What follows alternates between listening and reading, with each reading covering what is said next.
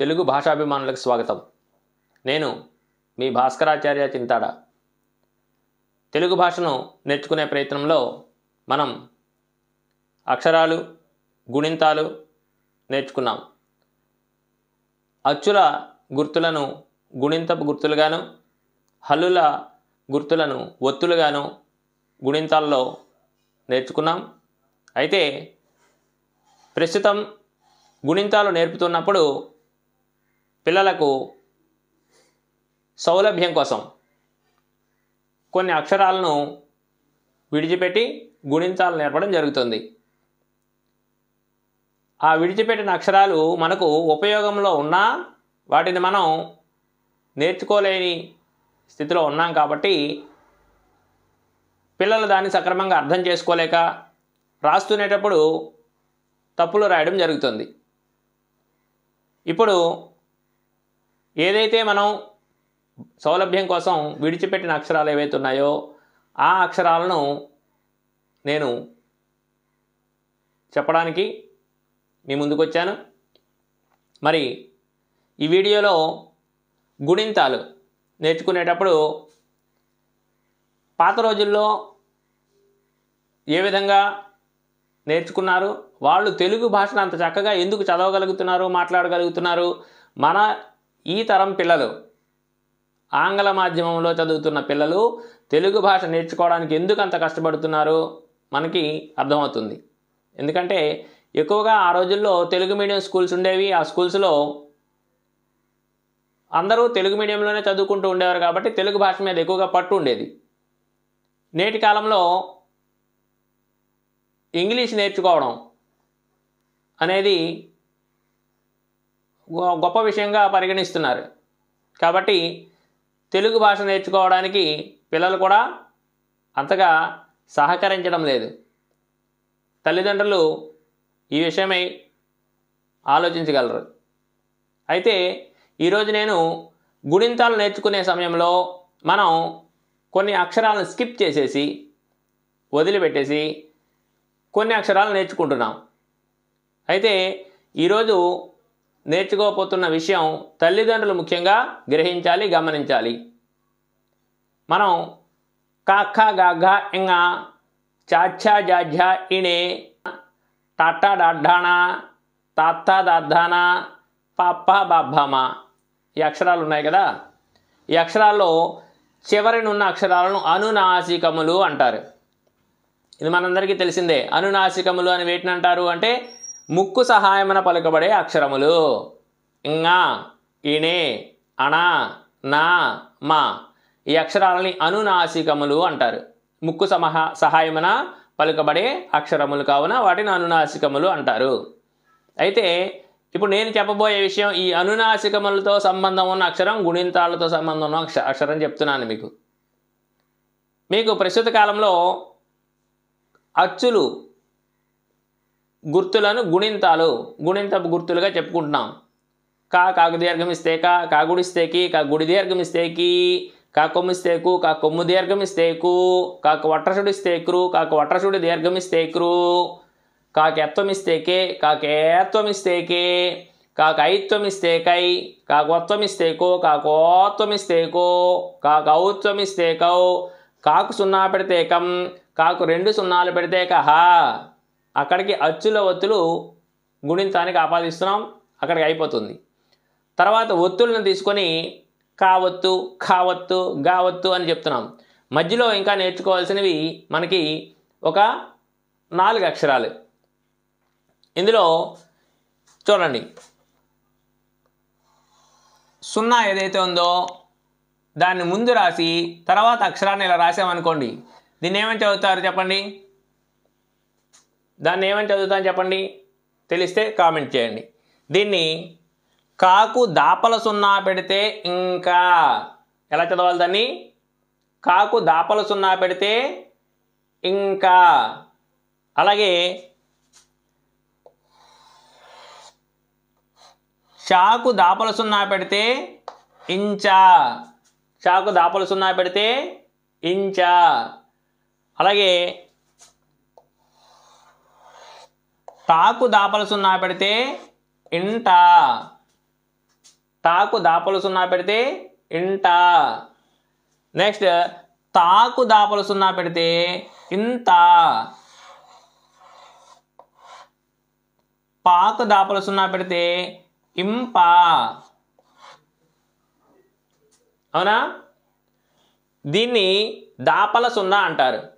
దాపల అంటే ముందు అని, ఎడమ చేతి వైపు అని చెప్పడానికి దాపల. ఇటువైపు ఉంటే దాన్ని వలపల, అటువైపు ఉంటే ఏమంటారు? వలపల. అంటే కుడి చేతి వైపు అని అర్థం. వెలుపల అంటాం కదా, బయట పక్క. దాపల అంటే లోపల వైపు, వలపల అంటే బయట వైపు, అంటే కుడి చేతి వైపు అని అర్థం. దీన్ని దాపల సున్నా అని చదువుతారు. దాపల సున్నా అని చదివినప్పుడు మనం ఏం చేస్తామంటే, యాక్చువల్గా మనం పిల్లలకి దాపల సున్నా అని చెప్పడం తగ్గించేశారు. చాలామంది దీన్ని అసలు గుర్తించలేకపోతున్నారు. కాకు దాపల సున్నా పెడితే ఇంకా అనాలనే విషయం పిల్లలకి తెలియడం లేదు. పిల్లలకే కాదు, చాలామంది ఉపాధ్యాయులు, ఈ యూత్ ఎవరైతే ఉన్నారో కొత్తగా వచ్చిన వాళ్ళకు కూడా చాలామందికి తెలియడం లేదు. తెలియని వాళ్ళు తెలుసుకోవచ్చు. ఇందులో కాకు దాపల సున్నా పెడితే ఇంకా అంటారు. దీన్ని ప్రొనౌన్సియేషన్ ఎలా వస్తుందంటే, కవర్గములో అనునాసికం ఏది ఉంది? కవర్గములో అనునాసికం ఏముంది? ఇంగా అని చెప్తారని చదువుకున్నాను దీన్ని. ఇంగా. ఇంగా కింద కావొత్తిస్తే ఇంకా. ఏంటది? ఇంగా కింద కావొత్తిస్తే ఇంకా. ఇది ఉంది. దీన్ని ఎలా చదువుతామంటే, షవర్గములో అనునాసికం ఏదైతే ఉందో ఇని. ఇని కింద చావొత్తిస్తే ఇంచ. ఇని కింద చావొత్తిస్తే ఇంచ. ఇంచ అంటాం కదా, అలాగే ఇంచ అని చదువుతారు దాన్ని. దీన్ని టాటా డాడా అణ, అందులో ఉన్న అనునాసికం ఏది? అణ. అణా కింద చావొత్తిస్తే ఇంట. ఇంట. అణా కింద టావొత్తు పెడితే ఎలాగైతే చదువుతామో దాన్ని ఇంట అని చదువుతారు. అలాగే ఇంత. తాతాదానాలో చివరి అక్షరం అనునాసికము నా.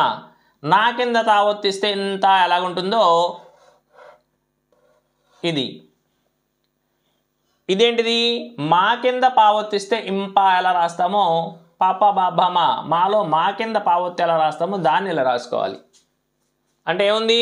ఏదైతే దాపల సున్నా యొక్క ప్రొనౌన్సియేషన్, ఉచ్చారణ ఎలా ఉంటుంది అంటే, ఏ అక్షరం అయితే ఉందో ఆ అక్షరంలో యొక్క అక్షర వర్గము యొక్క అనునాసికం ఏదైతే ఉందో అనునాసికం కింద ఈ ఒత్తు వచ్చినట్టుగా ఉంటుంది. వంకాయ రాయాలనుకోండి, వంకాయ. టెంకాయ ఇలాంటివి రాయాలనుకోండి, మనం ఏం చేస్తామంటే, చూడండి, అక్షరం గుణింతం కూడబలికినప్పుడు వాక్ సున్నా పెడితే వం, కాకు దీర్ఘమిస్తే కా, వంకాయ. వంకాయ అని చదువుతామా? దాన్ని చదవం కదా, వంకాయ అని చదువుతాం. దాని ప్రొనౌన్సియేషన్ ఎలా ఉంటుందంటే, వా కాకు దాపలు సున్నా పెడితే ఇంకా, ఇంకాకు దీర్ఘమిస్తే ఇంకా, యా వంకాయ. ఎప్పుడు కూడా సున్నా అనేది పదం మధ్యలో వచ్చినప్పుడు దాని తర్వాత అక్షరానికి దాపల సున్నాగా చదవాలి. పదం మధ్యలో ఏదైనా సున్నా వస్తే దాని తర్వాత సున్నా తర్వాత వచ్చిన అక్షరం ఏదైతే ఉందో ఆ అక్షరానికి దాపల సున్నాగా చదవాలి. మంచము అన్నామనుకోండి, మాకు సున్నా పెడితే మం చా, మా కొమ్మిస్తేమో మంచము. మంచము చదవకూడదు. మా చాకు దాపలు సున్నా పెడితే ఇంచా. ఇంచా. ఇని కింద చావొత్తిస్తే ఇంచా ఎలా వస్తుందో అలా ఆ సౌండ్ రావాలి. మంచము. మాకు సున్నా పెడితే మంచా. మంచా అని చదవకూడదు. మా చాకు దాపలు సున్నా పెడితే ఇంచా, మా కొమ్మిస్తేమో మంచము. గంట. గంట ఎలా చదువుతాం? గాకు సున్నా పెడితే గంట. గంట అని చదవకూడదు.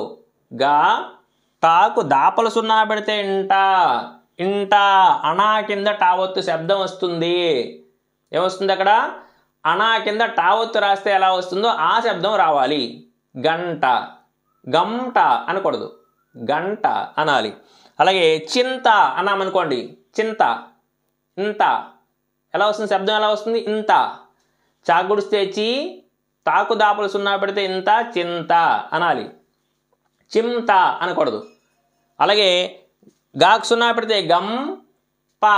గంప అనొచ్చు. గమ్ ఎందుకంటే అక్కడ కూడా మా శబ్దమే వస్తుంది కాబట్టి ప్రాబ్లం లేదు, చదివేసుకోవచ్చు. కానీ గా పాకు దాపలు సున్నా పెడితే ఇంప, గంప ఈజీ. అది గాకు సున్నా పెడితే గంప అని చదవడం కంటే గా పాకు దాపలు సున్నా పెడితే ఇంప, గంప అది ఈజీగా చదవగలిగిన పద్ధతి. కాబట్టి మనం ఈ దాపల సున్నాను నేర్చుకునేటప్పుడు దాని తాలూకా ఏదైతే అక్షరం ఉందో ఆ అక్షరానికి ముందు సున్నా పెడతాం, అది దాపల సున్నా అవుతుంది. ఏదైతే అక్షరం వర్గాక్షరం అయితే అది వర్గాక్షరం అయితే దానికి ఆ వర్గంలో చివరన ఉన్న అనునాసికముకి ఈ అక్షరము ఒత్తుగా వచ్చే శబ్దం అక్కడ మనం పలకాలి. పాత పుస్తకాల్లో చూస్తే, పాత ఏవైనా గ్రంథాల్లో చూస్తే మనకి ఈ ఒత్తులు కనిపిస్తాయి. పంచాంగము రాయాలంటే ఎలా రాస్తారు? ఇప్పుడు ఆ సున్నా లేకుండా రాయాలంటే పా ఇని రాసి దీనికి దీర్ఘం పెట్టి దీని కింద చావొత్తు రాసి ఇంగా పంచాంగ, ఇంగా అంటే ఇంగా కింద కావత్తు, మళ్ళీ పంచాంగ ఈ ఇని కింద కావత్తు, పంచాంగ మా కొమ్మిస్తేము పంచాంగము. పా ఇని కింద చా రాస్తే ఇంచా, ఇంచాకు దీర్ఘమిస్తే ఇంచా, ఇంగా కింద గా రాస్తే ఇంగా మా కొమ్మిస్తేము పంచాంగము. చూసారు ఎలా ఉందో? అంటే సున్నా లేకపోయినా మనం ఆ శబ్దంతో పలకగలుగుతున్నాం. అదే మామూలు సున్నాతో రాసామనుకోండి, రాస్తే ఎలా రాస్తాం? పాకు సున్నా పెడితే పం, చాకు దీర్ఘమిస్తే చా, చాకు సున్నా పెడితే చాం, గా మా కొమ్మిస్తేము. ఇలా చెప్తున్నాం ఇప్పుడు పిల్లలకి. మనం ఇలా చెప్పకూడదు. ఎలా చెప్పాలి? పా చాకు దాపలు సున్నా పెడితే ఇంచా, ఇంచాకు దీర్ఘం ఇస్తే ఇంచా, గాకు దాపలు సున్నా పెడితే ఇంగా, పంచాంగ మా కొమ్మిస్తేము పంచాంగము అని చెప్పాలి. పదానికి ఎప్పుడైనా చివరన సున్నా వస్తే దాన్ని క్లియర్గా ఆ అక్షరం ఏదైతే వలపల సున్నా అది కుడి చేతి వైపు సున్నాగా కాకు సున్నా పెడితే కం, దాకు సున్నా పెడితే దమ్ అని చెప్పుకోవచ్చు. కానీ లోపల వైపు సున్నా వచ్చినప్పుడు ఎప్పుడు కూడా దాపల సున్నాగా చెప్పుకోవాలి. ఇది ఈ దాపల సున్నా యొక్క విశేషం. తర్వాత మనం ఏంటంటే గుణింతంలో చెప్పుకునేటప్పుడు కాకు దాపల సున్నా ఒకటి చెప్పుకోవడం లేదు. అదేవిధంగా కాగుణింతం మనం చెప్పుకునేటప్పుడు కాకు వలపల గిలక రాస్తే ఇర్క అని చదువుకుంటాం. వలపల అంటే కుడి చేతి వైపు అని అర్థం. వలపల అంటే అర్థం ఏంటి? కుడి చేతి వైపు అని అర్థం. దీన్ని కా ఇలా రాసి వలపల అంటే ఇటువైపు తెలుగు అంకెల్లో 9వ అంకె ఎలా ఉంటుందో అలా రాస్తే దాన్ని వలపల గిలక అంటారు. కాకు వలపల గిలకిస్తే ఇర్కా, దాని శబ్దం ఎలా పలుకుతాం? ఇర్కా. రా కింద కావొత్తిస్తే ఇర్కా అని చదువుతాం. ఇది ప్రస్తుతం మనం పిల్లలకు గుణింతాలు చెప్పినప్పుడు చెప్పడం మానేసాం. ఎందుకంటే వాడుకలో లేదు. ఎక్కడో పాత పుస్తకాలు ఎక్కడైనా చదివినప్పుడు మనకి ఈ గుర్తు కనిపిస్తుంది, ఇలా కనిపిస్తుంది. కానీ కొత్త పుస్తకాలు, వ్యవహారిక భాష పుస్తకాల్లో మనకి దీన్ని ఉపయోగించడం మానేసాం కాబట్టి దాన్ని చెప్పుకోవడం లేదు. అలాగే కాకు లకార పొలిస్తే కల్, ఇది అక్కడక్కడ మనకు కనిపిస్తుంది, పద్యాల్లో వాటిలో కనిపిస్తూ ఉంటుంది. కాకు లకార పొలిస్తే కల్ అంటే లా రాసి లాకు పొల్లు ఇలాగిస్తే దాన్ని కకార పొలిస్తే కల్. కాకు లకార పొల్లు అంటాం దాన్ని, దాన్ని కల్ అని చదువుతాం. అలాగే కాకు నకార పొలిస్తే కన్న, దీని పక్కనే అంటే ఇలాంటి కన్న కళ్ళ ఇలాంటివి పద్యాల్లో మనకు కనిపిస్తుంటాయి కాబట్టి వీటిని మనం చెప్పుకోవాల్సిన అవసరం ఉంది. తెలుగు పద్యాలు చదివించేటప్పుడు పిల్లలకి ఇలాంటి అక్షరాలు కనిపిస్తాయి కాబట్టి వాటిని ఎలా చదవాలో తెలియదు కాబట్టి వీటిని మనం చెప్పుకోవాల్సిన అవసరం ఉంది. కాకు లకార పొలిస్తే కల్, కాకు నకార పొలిస్తే కన్న అని చదవాలి. ఇవి గుణింతం మధ్యలో ఏదైతే మనకి అచ్చుల గుర్తులు, గుణింతపు గుర్తులు ఏవైతే ఉన్నాయో అవి చెప్పిన తర్వాత కాకు సున్నా పెడితే కం, కాకు 2 సున్నాలు పెడితే కహ అయిన తర్వాత కాకు దాపల సున్నా పెడితే ఇంకా, కాకు వెలపల గిలపిస్తే ఇర్క, కాకు లకార పొలిస్తే కల్, కాకు నకార పొలిస్తే కన్న అని చెప్పి అక్కడ నుంచి గుణింతం కంటిన్యూ చేస్తారు. కాకుల ఆవుడి స్తిక్కల, కాకున్న ఆవుడి స్తిక్కన, కాకుమ్మ ఆవుడి స్తిక్కమ, కాకయ్య ఆవుడి స్తిక్కయ్య, కాకింద తావొత్తి స్తిక్కత. ఇవన్నీ కూడా మనకి ఏవైతే 8 గుర్తులు చెప్పుకున్నాం కదా, కా తా నామ యా రా లావా. ఈ 8 గుర్తులు మనం అక్షరానికి గుర్తుకి సంబంధం లేకుండా అక్షరం ఒకలా ఉంటుంది, గుర్తు వేరొకలాగా ఉంటుంది. కాబట్టి ఆ గుణింతాల గుర్తుల్ని బాగా నేర్చుకోవడానికి వీలుగా ఎక్కువగా గుణింతపు గుర్తుల్లో వాటిని ఎక్కువగా చెప్పేవారు. అలాగా కా గుణింతాన్ని మనం నేర్చుకునేటప్పుడు కాకు దీర్ఘమిస్తే కా దగ్గర నుంచి తర్వాత కా ఒత్తులు ఏవైతే ఉన్నాయో, ఆ హల్లుల ఒత్తులు ఏవైతే ఉన్నాయో వాటి వరకు నేర్చుకునే మధ్యలో వీటిని కాకు దాపల సున్నా పెడితే ఇంకా, కాకు వెలపల గెలిపిస్తే ఎర్కా, కాకు లకార పొలిస్తే కల్, కాకు నకార పొలిస్తే కన్న అని చెప్తూ గుణింతం కంటిన్యూ చేస్తే పిల్లలు అనేది చదివేటప్పుడు ఎక్కడైనా ఈ అక్షరాలు కనిపిస్తే వాళ్ళు తడుముకోకుండా వాళ్ళు దీన్ని ఏమంటారో అని అయోమయంలో పడకుండా వాళ్ళు బాగా చదువుకోవడానికి వీలుంటుంది. ఇది గుణింతంలో ఉన్న మధ్యలో ఉన్న మనం తెలుసుకోవలసిన కొత్త అక్షరాలు. ఈ వీడియో మీకు నచ్చినట్టయితే సరదాగా నేర్చుకుందాం ఛానల్ను సబ్స్క్రైబ్ చేయండి, షేర్ చేయండి, లైక్ చేయండి. అలాగే మీ అభిప్రాయాన్ని కామెంట్స్ రూపంలో నాకు చెప్పండి. నేను దాన్ని చూసి ఇంకా వేరైనా కొత్త విషయాలు ఏమైనా చెప్పగలిగితే చెప్పడానికి ప్రయత్నం చేస్తాను. శుభం.